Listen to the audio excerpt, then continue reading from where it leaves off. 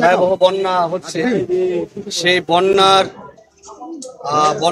বন্যায় প্লাবিত জনসাধারণের জন্য আমরা যে ত্রাণ সংগ্রহ কর্মসূচিটি গত 2 দিন ধরে চলমান, তারই আমরা একটি কি হয়েছে গত 2 দিনে সেই ব্যাপারে আমরা কিছু কথা বলবো। আমরা আসলে প্রত্যেক দিনই আপডেট দেওয়া উচিত, কিন্তু আমরা এতটাই কর্মযোগ, আপনারা দেখতেছেন টিএসসির অবস্থা, তো যার কারণে হয়তো আমরা সঠিক সময় আপডেটগুলো দিতে পারছি না, এই জন্য আমরা আন্তরিকভাবে দুঃখিত। তো আমি এখন যেটি বলতেছি সেটি হচ্ছে, গতকাল আমাদের টিএসসিতে যে নগদ অর্থ সংগ্রহ করেছে যে বুথ থেকে, এবং আমাদের যে মোবাইল ব্যাংকিং বিকাশ, নগদ এবং ডাচ বাংলা, আমাদের নগদ সংগ্রহ এবং মোবাইল ব্যাংকিংয়ের মাধ্যমে আমাদের গতকাল রাত 2টা পর্যন্ত অর্থ এসেছে হচ্ছে 1,42,50,196 টাকা।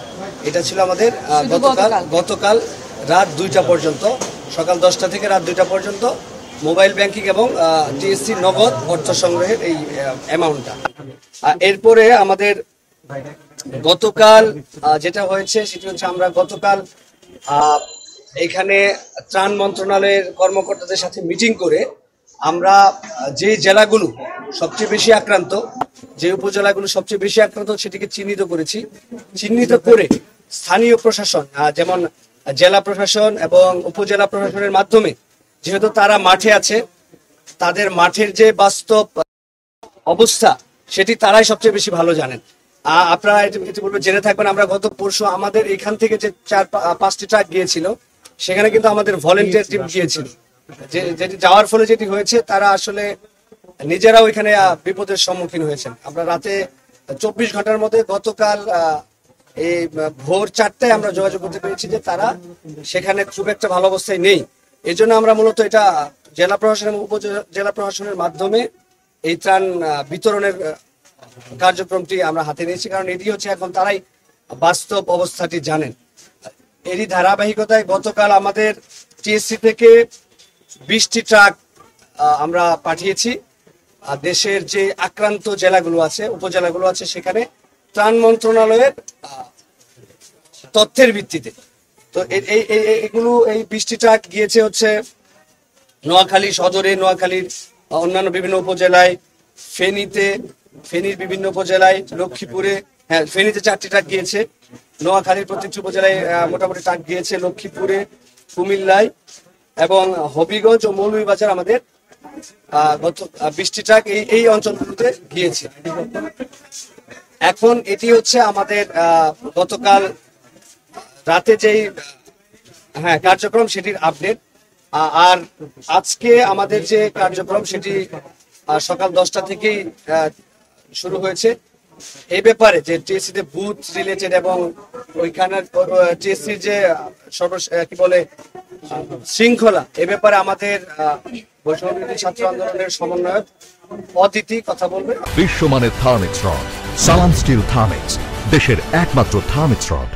জি, গত পরশুদিন আমাদের যে ডোনেশন এসেছিল তার প্রায় বলতে পারেন যে 7-8 গুণ এসেছে গতকালকে।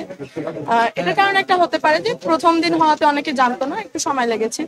এখন এত পরিমাণ ডোনেশন এবং মানুষ আসার কারণে আমাদের কিছু সাময়িক অসুবিধা হচ্ছে, যার কারণে আমরা আপনাদের সবার সহায়তা কামনা করছি। এই শৃঙ্খলা রক্ষার্থে আমরা কিছু পয়েন্ট নির্ধারিত করেছি, যেগুলো করলে হয়তো একটু বিশৃঙ্খলাটা একটু কমবে। সেটা হচ্ছে, আপনারা এখানে ডোনেশন দিতে যারা আসছেন, ডোনেশন দিয়ে একটু কষ্ট করে সাথে সাথে চলে যাবেন, বা ডোনেশন ছাড়া অযথা এসে এখানে ভিড় করবেন না। ভিড় করলে যেটা হয়, আমাদের ভাইয়াপুরা যারা জিনিসপত্র আনা নেওয়ার কাজটা করে, এটা কিন্তু খুবই ভারী কাজ। একটা বস্তা মাথায় নিয়ে কিন্তু ভিড় ঠেলার মতো পরিস্থিতি তার থাকে না, এটা একটু আপনারা মাথায় রাখবেন। তাই অনুগ্রহপূর্বক কেউ অযথা ভিড় করবেন না টিএসসির মধ্যে, প্লিজ। আর আপনাদের প্রেসের যে গাড়িগুলো আসে, আপনাদের প্রতি আন্তরিক অনুরোধ, আপনাদের গাড়িগুলো টিএসসির ভিতরে পার্কিং না করে আপনারা শামসুন্নাহর হলের দিকে পার্কিং করতে পারেন। আপনাদের গাড়িগুলো টিএসসির ভিতরে যদি পার্কিং করেন, আমাদের ত্রাণের গাড়িগুলো আসতে খুবই অসুবিধা হয়। এছাড়া আরো যত গাড়ি আছে, বাইক, আপনারা এখানে ভিতরে পার্কিং করবেন না, আপনারা এটা হাকিম চত্বরে বা বিসি চত্বরে ওইদিকে করতে পারেন। এছাড়াও যারা অল্প ডোনেশন নিয়ে আসেন, আপনারা কষ্ট করে গেট থেকে গাড়িটা দিয়ে আমাদের ভাইয়াদের কাছে জিনিসপত্র দিয়ে দিবেন, বা আপনারা নিয়ে আসলেন। কিন্তু যারা অনেক জিনিসপত্র নিয়ে আসেন, তারা অবশ্যই গাড়ি নিয়ে ভিতরে ঢুকবে, এবং ওই গাড়ি এক গেট দিয়ে ঢুকে আরেক গেট দিয়ে বের হবে। 2 গেট দিয়ে আপনারা ঢুকবেন না, সামনে গেট দিয়ে ঢুকবেন আর পিছনে গেট দিয়ে বের হয়ে যাবেন। আমি একটু বর্তমানে আমাদের এই ত্রাণ কার্যক্রমে কি কি প্রয়োজন এবং কি কি সংকট সেটা নিয়ে একটু আপনাদেরকে হালকা পাতলা ব্রিফ দিব।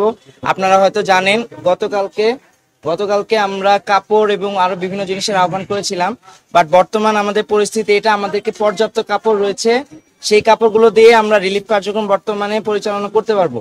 তাই জনসাধারণের কাছে আমাদের অনুরোধ, আপনারা দয়া করে আর কাপড় এখানে ডোনেশন হিসেবে দিতে আনবেন না। দ্বিতীয়ত, আমাদের কি প্রয়োজন? আমাদের মূলত এখন 4টা জিনিসের সব থেকে বেশি প্রয়োজন। একটা হচ্ছে স্যালাইন, দ্বিতীয় হচ্ছে স্যানিটারি প্যাড, তৃতীয় হচ্ছে ফিটকেরি বা পানি ট্যাবলেট, পানি বিশুদ্ধকরণের ট্যাবলেট। সেই সাথে আমাদের প্রয়োজন হচ্ছে, আমাদের যেহেতু ভলেন্টিয়াররা রিলিফ কার্যক্রমে যাচ্ছে এবং সেই সব জায়গায় ইলেকট্রিসিটি সহ বিভিন্ন ধরনের নেটওয়ার্কও পাওয়া যাচ্ছে না, এই কারণে আমাদের পর্যাপ্ত পরিমাণ লাইফ জ্যাকেট প্রয়োজন এবং পর্যাপ্ত পরিমাণ রিচার্জেবল টর্চ প্রয়োজন, যে টর্চগুলো বেশিক্ষণ ধরে আমাদের ভলেন্টিয়ারদের সাপোর্ট দিতে পারবে। আর আরো আমাদের একটা গুরুত্বপূর্ণ প্রয়োজন জিনিস হচ্ছে মেডিসিন। আমরা মেডিসিনের কোনো স্পেসিফিক নাম বলতে যাচ্ছি না, আমরা পাওয়ার ব্যাংকও যদি আপনাদের কারো কাছে থাকে, রিচার্জেবল পাওয়ার ব্যাংকগুলো, সেগুলো আমাদের কাছে ডোনেট করতে পারেন। আর এরপর হচ্ছে মেডিসিন মূলত আমাদের ঠান্ডা, জ্বর, কাশি, ডায়রিয়া বা পানিবাহিত রোগের জন্য যে সাধারণত যে মেডিসিনগুলো নেওয়া হয় সেগুলোই দিবেন। আপনারা অনেকে অ্যান্টিবায়োটিক পাঠাচ্ছেন, অ্যান্টিবায়োটিক দেওয়ার মতো বা প্রেসক্রাইব করার মতো অবস্থান আমাদের ভলেন্টিয়ারদেরও নেই, আমাদেরও নেই। তাই আপনাদের কাছে অনুরোধ থাকবে, শুধুমাত্র জ্বর, কাশি এই ধরনের সাধারণ রোগের যে ওষুধগুলো আছে সেগুলো আপনারা পাঠাবেন।